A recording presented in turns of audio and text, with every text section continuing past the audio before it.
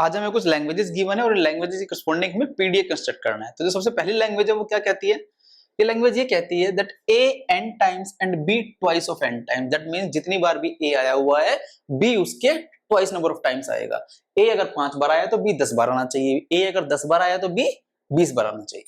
सो अगर मैं इसके लिए set of strings find out करूं, set of strings will be like a अगर एक बार आया तो b 2 बार आना चाहिए, a अगर 2 बार आया तो b 3 बार आना चाहिए, सॉरी 4 बार आना चाहिए, a अगर 3 बार आया तो b 6 बार आना चाहिए। Twice of a, twice the number of a।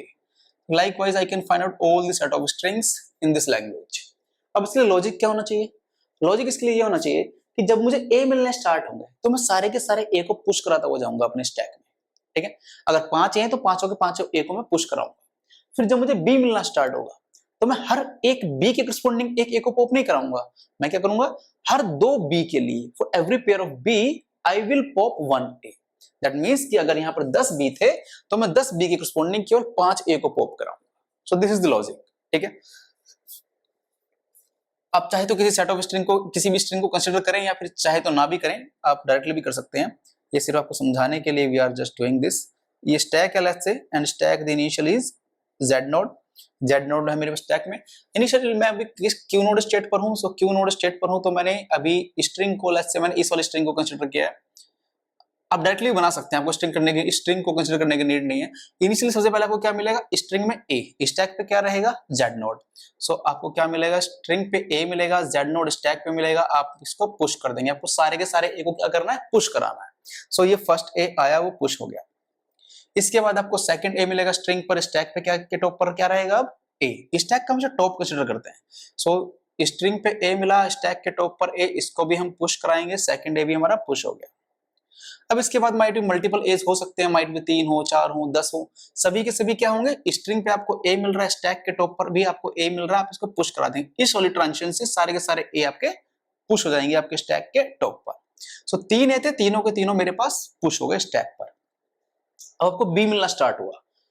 अब आप क्या करेंगे, हर दो बी के लिए एक ए को पॉप कराएंगे, हर पेयर के लिए। ये जो पेयर है बी का, सो इसके लिए आप एक ए को पॉप कराएंगे। सो मैं कहता हूं जब इस पेयर का आपको फर्स्ट बी मिला, जब आपको फर्स्ट बी मिलेगा आप उस पर कुछ भी ना करें, आप उस पर केवल इसकी रीड करके या इसकी ऑपरेशन को परफॉर्म कर दें। कैसे, मुझे अभी स्ट्रिंग पे क्या मिलेगा, स्ट्रिंग पे मिलेगा बी, स्टैक पे तो ए ही है, सारे ए पुश किए हुए हैं हमने। आप क्या करें, इस ए को पॉप ना कराएं, आप इस ए को केवल रीड करके छोड़ दें एज इट इज, ठीक है। और आप क्यों वन स्टेट पे चले जाएं, ठीक है। अब आपको इस पेयर का सेकंड भी मिलेगा, हर एक पेयर का। सो आप अब इस पेयर का जब सेकंड भी मिलेगा, अब इस सेकंड बी के करस्पॉन्डिंग आप पॉप परफॉर्म करें, ठीक है।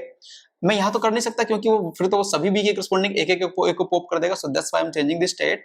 सो बी मिला स्ट्रिंग पर और ए मिला स्टैक के टॉप पर, अब आप पॉप कर दें और आप क्यों 2 पर चले जाएं, ठीक है। अब क्या करेंगे आप, अब आपको सेकंड, इस अभी भी आपके पास तो नंबर ऑफ 20 तो मल्टीपल हो सकते हैं। अब आपको जो नेक्स्ट पेयर है बी का, उसका फर्स्ट बी मिलेगा जिसपे आपको स्किप या रीड ऑपरेशन परफॉर्म करना है। आप क्या करें, आपको स्ट्रिंग पे क्या मिला, बी, स्टैक पे क्या रहेगा, यहाँ पे तो क्योंकि ये तो पॉप हो चुका है फर्स्ट, तो स्टैक पे भी माइट भी मल्टीपल एज रहेंगे, तो स्टैक पे आपको ए मिलेगा, आप इस पे ए को रीड करके छोड़ दें। फिर से आपको बी मिला स्ट्रिंग Q1 पे पहुंचने के बाद, सेकंड बी मिला स्ट्रिंग पर, ए मिला स्टैक पर, यस आप इसे को पॉप करा दें, इसे को पॉप करा दें, आप फिर से Q2 पर आ गए। फिर से आपको सेकंड बी मिलेगा, आप यहां पर आए, आपने रीड किया केवल, इसके बाद आपको सेकंड बी मिलेगा, आप यहां पर आए Q2 पर, आप इसको भी पॉप करा दें। अब जब आप Q2 पर हैं, अगर Q2 पे पहुंचने के बाद अगर आपके सारे बी खत्म हो गए, अब आपको लेट्स से स्ट्रिंग में क्या मिलेगा, एप्सिलॉन मिलेगा, ठीक है। अगर स्ट्रिंग में आपको एप्सिलॉन मिलता है और स्टैक पर आपको जेड नोड मिलता है, तो आप रीड ऑपरेशन परफॉर्म करके आप क्यों फाइनल स्टेट पर जा सकते हैं, क्योंकि आपकी स्ट्रिंग खत्म हो गई है और स्टैक पे आपको जेड नोड है। तो ये आपको कंफर्मेशन दे रहा है कि आपके पास जो हर दो बी के लिए ए के पॉप हो चुके हैं और एग्जैक्टली उतने ही ए थे जितने ट्वाइस ऑफ बी है मेरे पास, सॉरी जितने भी ए हैं उसी के ट्वाइस मेरे पास बी थे। ए का खत्म हो जाना स्टैक पर और स्ट्रिंग में एप्सिलॉन मिलना, यही कंफर्मेशन हमें दे रहा है, ठीक है। So this is the PDA corresponding to this language and again this DPDA, it's a DPDA because there is no choice. Well, इसके लिए एक लॉजिक और हो सकता है, एक लॉजिक और ये भी हो सकता है कि मैं क्या करूं, लेट्स से मुझे 5 ए हैं और यहाँ पर 10 हैं, या इसी को कंसीडर करते हैं, 3 ए हैं और 6 बीज हैं। मैं क्या करूं, जब भी मैं ए को पुश कराना स्टार्ट, जब मुझे ए मिलेगा स्ट्रिंग में, मैं यहाँ पे क्या कर रहा हूँ, सिर्फ एक ही ए को पुश करा रहा हूँ। मैं जब भी मुझे स्ट्रिंग में एक ए मिलेगा, मैं स्टैक पे 2 ए को पुश करा लेता हूँ। ठीक है, this is something like, let's say अभी मैं इसको एम्प्टी कर लेता हूँ, let's say this is empty. अभी मैं इसी स्ट्रिंग को कंसीडर करते हैं हम लोग। ठीक है, इनिशियली मुझे स्ट्रिंग पे क्या मिलेगा, ए। सो मैं अभी इनिशियल स्टेट पर हूं, मेरी स्टेट है क्यू नोड। अभी मुझे स्ट्रिंग पे क्या मिलेगा, ए। स्टैक पर क्या होगा, जेड नोड। पहले आप क्या कर रहे थे, केवल इस ए को पुश कर रहे थे यहाँ पर, अब आप 2 ए पुश कर लें, ए ए जेड नोड।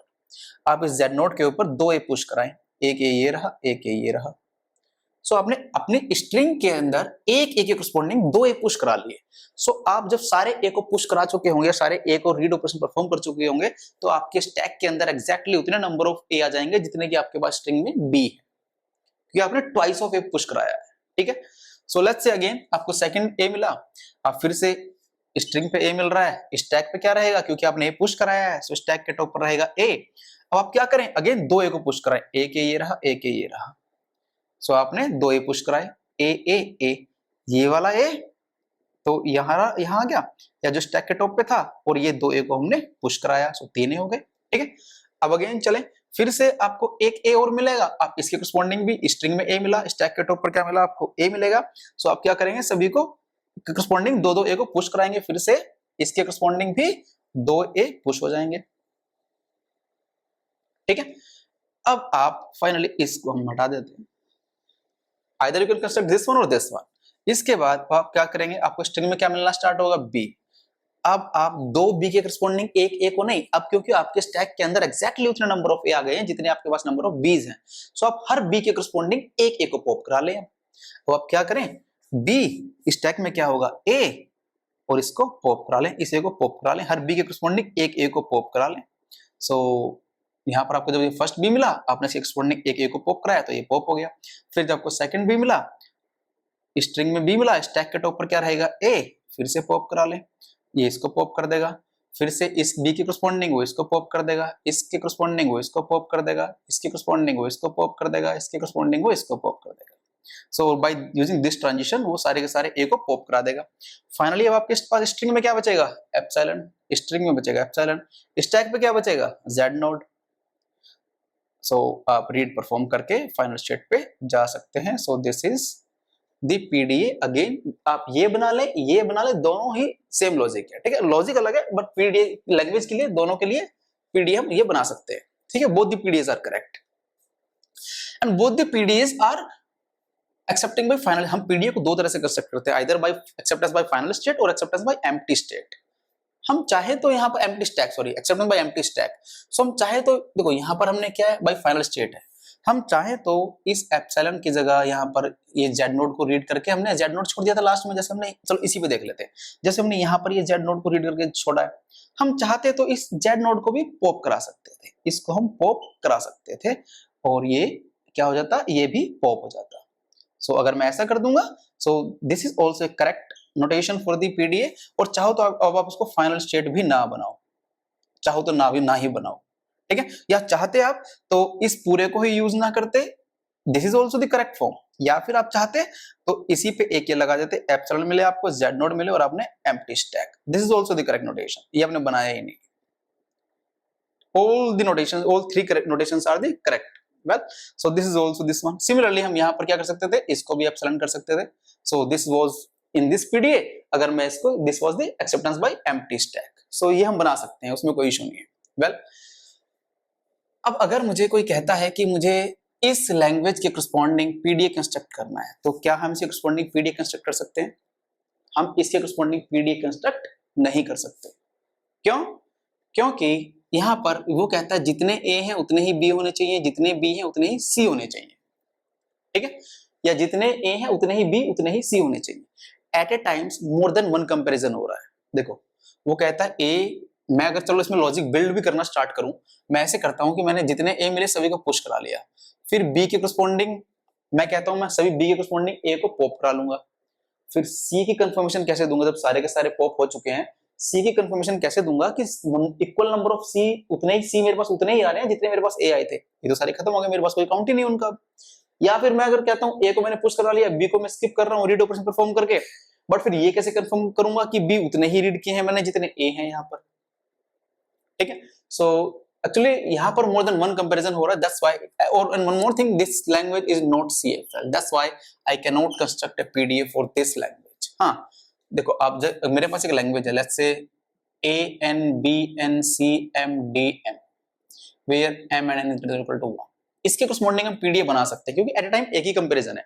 मुझे A मिला, जितने सारे को मैंने पुश किया, फिर हर एक B के corresponding एक को पॉप करा लूंगा, स्टैक खाली हो गया। फिर जब C मिलना स्टार्ट हुआ फिर से पुश करा लूंगा, हर एक D के corresponding एक C को पॉप करा लूंगा। सो एट ए टाइम केवल एक ही कंपैरिजन हो रहा है स्टैक में, ठीक है। सो इसके लिए पीडीएफ बन सकता है। In fact let's say A N B M C M D N, इसके करस्पॉन्डिंग भी पीडीएफ बन सकता है। यहाँ पर क्या, मैंने पहले सारे ए को पुश कराया स्टैक पे, फिर जब बी मिले उनको भी पुश कराया, फिर जब सी को पुश करना स्टार्ट, सी को रीड करना स्टार्ट किया स्ट्रिंग में, हर एक सी के लिए बी को पॉप कराऊंगा अपनी स्ट्रिंग से। सो जब सारे सी खत्म हो जाएंगे तो स्टैक से सारे बी भी खत्म हो जाने चाहिए, अगर ऐसा है दैट इज फाइन। और उसके बाद जब डी मिलना स्टार्ट होगा, फिर मैं सारे हर एक डी के करस्पॉन्डिंग ए को पॉप करा लूंगा, क्योंकि ए और डी का नंबर इक्वल है। सो जब डी के करस्पॉन्डिंग सारे ए को पॉप करा लूंगा, सो मेरे पास स्ट्रिंग में एप्सिलॉन बच रहा है, और स्टैक पे अगर मेरे पास कुछ भी नहीं है, जेड नोड है या फिर एम्प्टी स्टैक है, उसी केस में it can be accepted. So इनके करस्पॉन्डिंग हम पीडीएफ बना सकते हैं, but this is not a CFL, this is not a CFL, इसके करस्पॉन्डिंग में पीडीएफ नहीं बना सकता, या फिर I can say more than one comparison at a time is there. So single stack PDF can not be constructed here. Okay, so well, video अगर पसंद आई तो लाइक करें, सब्सक्राइब करें और शेयर करें। Thank you.